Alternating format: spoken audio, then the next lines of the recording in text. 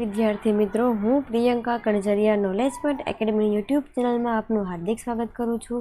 मित्रों, अमारू करंट अफेरनु मेगेजीन मेळववा माटे अमारी टेलिग्राम चेनल ने जॉइन करो।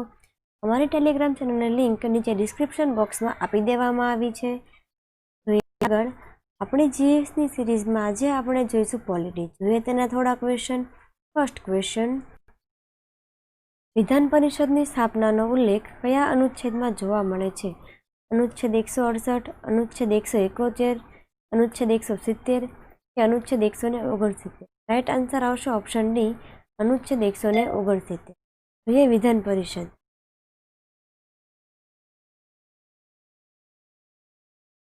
अनुच्छेद 169 में विधान परिषदनी स्थापनानो उल्लेख जोवा मळे छे। विधान परिषदना सदस्योनी चूंटणी अप्रत्यक्ष रूपथी थाय छे। विधान परिषदमां विधानसभा द्वारा वधुमां वधु 1/3 सीटों तथा ओछामां ओछी 40 सदस्य सीटों होवी जोईए।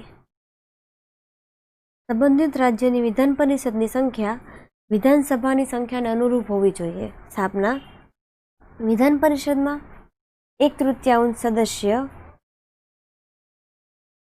विधानसभाना सदस्यो द्वारा नियुक्त करवामां आवे छे, त्यारे बीजा 1/3 सदस्य स्थानीय एकमों एटले के पंचायत, नगरपालिका वगैरह द्वारा नियुक्त करवामां आवे छे। त्यारे 1/12 सदस्य स्नातक विद्यार्थीने नियुक्त करवामां आवे छे। उपरांत बीजा 1/12 सदस्य त्रीजा वर्षना विद्यार्थीओने अध्ययन करावता शिक्षको अथवा उच्चतर माध्यमिकना शिक्षको रहेशे।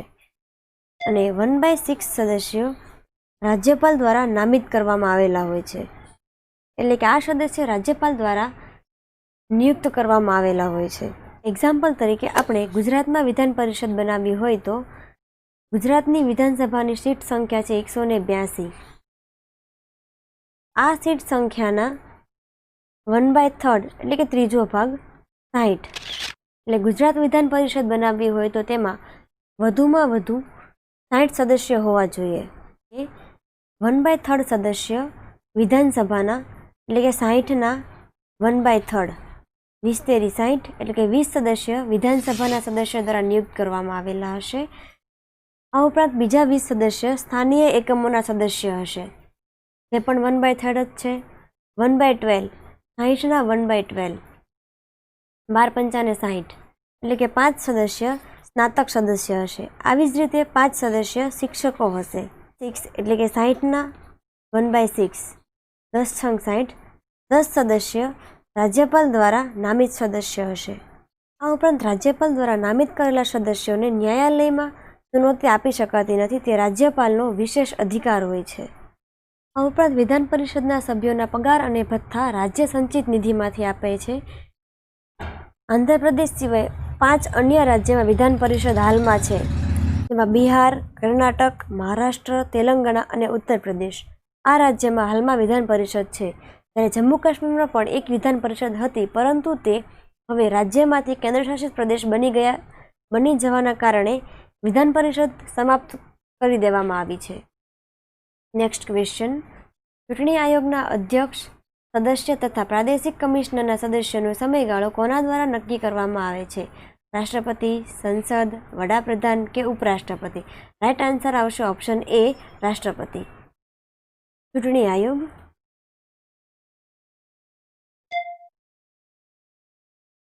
चूंटणी आयोग एक अर्धन्यायिक और सलाहकारी संस्था है। चूंटणी आयोगनो उल्लेख अनुच्छेद 324 में जोवा मळे छे। चूंटणी आयोग संसद, राज्य विधानमंडल,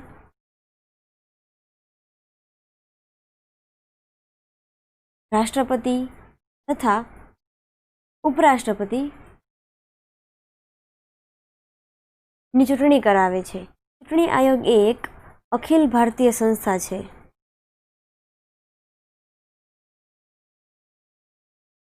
अखिल भारतीय संस्था एटले के केन्द्र और राज्य में समान रूप थी कार्य करती संस्था। चूंटणी आयोग की रचना 25 जान्युआरी 1950 ना दिवसे थई हती। हाल में पण 25 जान्युआरी ने राष्ट्रीय मतदाता दिवस तरीके उजववामां आवे छे। चूंटणी आयोग में एक अध्यक्ष अने અન્ય સદસ્ય રહેશે.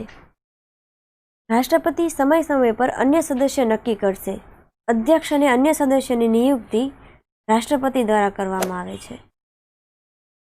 રાષ્ટ્રપતિ મુખ્ય ચૂંટણી આયોગના સલાહ બાદ પ્રાદેશિક સદસ્યોની નિયુક્તિ કરે છે. આ સદસ્યો જે તે રાજ્યમાં ચૂંટણી સંપન્ન કરાવે છે. આપણે આગળ જોયું કે ચૂંટણી આયોગના અધ્યક્ષ, સદસ્ય તથા પ્રાદેશિક કમિશનરના સદસ્યોનો સમયગાળો રાષ્ટ્રપતિ દ્વારા નક્કી કરવામાં આવે છે. 1950થી 1989 સુધી આ આયોગમાં એક સદસ્ય હતું, પરંતુ 16 ઓક્ટોબર 1989માં મત આપવાની ઉંમર 21 વર્ષથી ઘટાડીને 18 વર્ષ કરવામાં આવી, જેના કારણે 2 અન્ય સદસ્યોની નિયુક્તિ કરવામાં આવી હતી.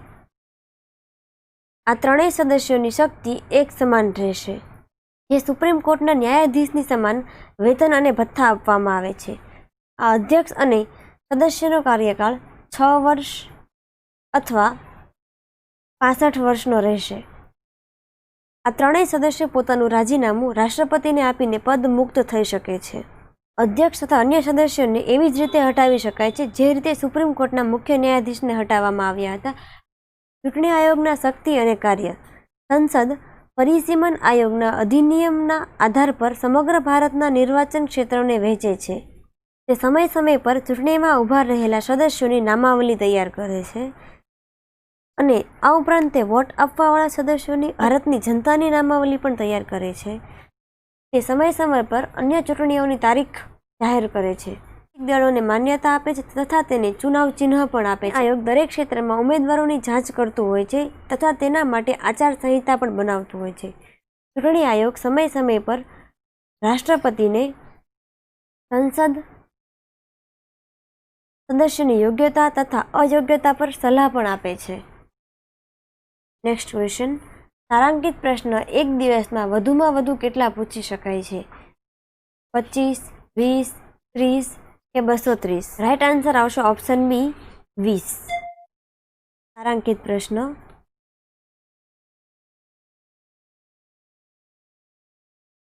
તારાંકિત પ્રશ્ન કોઈ પણ પૂછી શકે છે. તારાંકિત પ્રશ્નનો જવાબ મૌખિક રૂપથી આપવાનો હોય છે. આ ઉપરાંત એક સાંસદ સદસ્ય એક દિવસમાં એક જ તારાંકિત પ્રશ્ન પૂછી શકે છે, પરંતુ આ તારાંકિત પ્રશ્ન પૂછવા માટે તેને 15 દિવસ પહેલા નોટિસ આપવી પડે છે. તેથી સંસદમાં એક દિવસમાં વધુમાં વધુ 20 તારાંકિત પ્રશ્નો પૂછી શકાય છે. કોઈપણ એક સંસદ સદસ્ય એક દિવસમાં વધુમાં વધુ 2 અનુપૂરક પ્રશ્ન પૂછી શકે છે. આ અનુપૂરક પ્રશ્ન કોઈપણ મંત્રાલયની અંતર્ગત પૂછવામાં આવતો પ્રશ્ન છે. જ્યારે ડાયરેક્ટ મંત્રાલયને પૂછવામાં આવતો પ્રશ્ન હોય તો તે પૂરક પ્રશ્ન હોય છે. પૂરક પ્રશ્ન એટલે કે ડાયરેક્ટ મંત્રાલયને પૂછવામાં આવે, અને જ્યારે અનુપૂરક પ્રશ્ન એટલે કે આ મંત્રાલયની અંતર્ગત પૂછવામાં આવતો પ્રશ્ન. અધ્યક્ષ પ્રશ્નકર્તા સદસ્ય સિવાયના કોઈ અન્ય 3 સદસ્યને અનુપૂરક પ્રશ્ન પૂછવા માટે કહી શકે છે. તેથી કુલ 5 અનુપૂરક પ્રશ્ન પૂછી શકાય છે. તારાંકિત પ્રશ્ન એ પ્રશ્નકાળ દરમિયાન પૂછાતો પ્રશ્ન છે. Next question.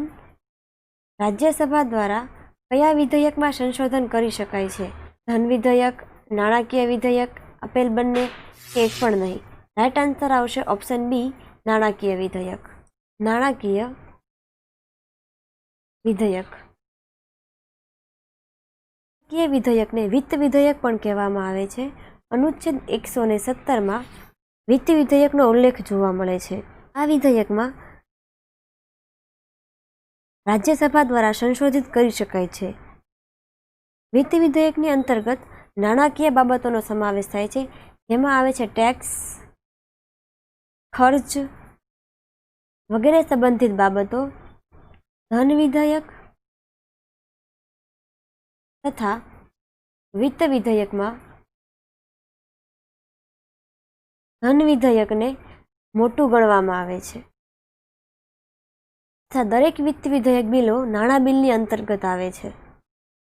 એટલે કે આ જે વિત્ત વિધેયક બિલ છે, નાણાકીય બિલ, જે નાણાં બિલની અંતર્ગત આવે છે. કારણે દરેક વિત્ત વિધેયક ધન વિધેયક હોય છે, પરંતુ દરેક ધન વિધેયક વિત્ત વિધેયક હોતું નથી. નાણાં બિલ એટલે કે ધન વિધેયક. 110માં ધન વિધેયકનો ઉલ્લેખ જોવા મળે છે. કોઈપણ બિલને નીચેની શરતોના આધારે ધન વિધેયક માનવામાં આવે છે. એમાં ટેક્સને લાગુ કરવું, ટેક્સને રદ કરવો, ટેક્સમાં પરિવર્તન લાવવું વગેરે ધન વિધેયક બિલ ગણવામાં આવે છે. સરકાર દ્વારા ઉધાર લેવામાં આવેલા નાણાંનું નિયમન એટલે કે લેવડ દેવડ કરવું. આ ઉપરાંત સરકાર દ્વારા સંચિત નિધિ પરથી તથા આકસ્મિક નિધિ પરથી ધન ઉપાડવાની તથા ધનને જમા કરાવવાની વ્યવસ્થા. આપણે જે ઉપરના બધા વિષયો વાત કરી જે ધન વિધેયક બિલની અંતર્ગત આવે છે. ધન વિધેયક પર અંતિમ નિર્ણય અધ્યક્ષનો હોય છે. તે નિર્ણયને સંસદ, રાષ્ટ્રપતિ કે ન્યાયાલયની સમક્ષ પડકાર આપી શકાતા નથી. પરંતુ ધન વિધેયક બિલને રજૂ કરતા પહેલા રાષ્ટ્રપતિની મંજૂરી અનિવાર્ય છે. લોકસભામાં આ બિલને પસાર કર્યા બાદ રાજ્યસભામાં માત્ર વિચારવા માટે મોકલી શકાય છે. પરંતુ રાજ્યસભા આ બિલ પર લોકસભાને ભલામણ કરી શકે છે. તેના માટે રાજ્યસભા પાસે 14 દિવસનો સમય હોય છે. રાજ્યસભાની શક્તિ આ વિધેયક પર લોકસભા કરતાં સીમિત હોય છે. પરંતુ આ ધન વિધેયક બિલનો સ્વીકાર જો લોકસભામાં જ થતો નથી તો લોકસભાને ત્યાગપત્ર આપવું પડે છે. Next question. કયા એક્ટ હેઠળ કંપનીના કર્મચારીઓ માટે સ્પર્ધાત્મક પરીક્ષાની વ્યવસ્થા કરવામાં આવી હતી? Charter act 1853, charter act 1833, charter act 1813, charter act 1793. Right answer આવશે ઓપ્શન એ, ચાર્ટર એક્ટ 1853. જોઈએ ચાર્ટર એક્ટ 1853. ચાર્ટર એક્ટ 1853માં જ ડાયરેક્ટરોની સંખ્યા 14થી ઘટાડીને 18 કરવામાં આવી. 6 સદસ્ય સમ્રાટ દ્વારા નિયુક્ત કરવાના હતા. જે આ સમ્રાટ દ્વારા નિયુક્ત કરવામાં આવતા સદસ્ય તે અધિકારને જ સમાપ્ત કરી દેવામાં આવ્યો હતો. કાયદાકીય સદસ્યને ગવર્નર જનરલ ની પરિષદનો પૂર્ણ સદસ્ય બનાવવામાં આવ્યો હતો. આ ઉપરાંત ગવર્નર જનરલની પરિષદમાં કાયદાકીય નિર્માણમાં મદદ માટે 6 નવા સદસ્યોની નિમણૂક કરવામાં આવી. એક્ટ હેઠળ બંગાળમાં એક અલગથી લેફ્ટનન્ટ ગવર્નરની નિમણૂક કરવામાં આવી. કંપનીના કર્મચારીઓ નિમણૂક માટે સ્પર્ધાત્મક પરીક્ષાઓની વ્યવસ્થા કરવામાં આવી હતી, જે આપણે આગળ ક્વેશ્ચનમાં જોયું. એ ચાર્ટર એક્ટ 1853ની અંતર્ગત જ વાત કરવામાં આવી છે.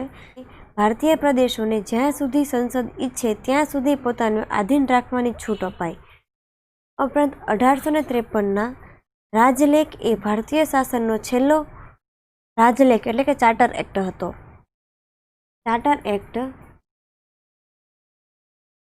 1793 જોઈએ તેના વિશે. એક્ટમાં બોર્ડ ઓફ કંટ્રોલ સદસ્યો તથા અન્ય કર્મચારીઓના વેતન અને ભથ્થા ભારતીય તિજોરીમાંથી ચૂકવવાનું નક્કી કર્યું, જે ઈસ્ટ ઇન્ડિયા કંપનીની ભારતીય વેપાર પરની ઇજારાશાહી બીજા 20 વર્ષ માટે વધારી દેવાઈ.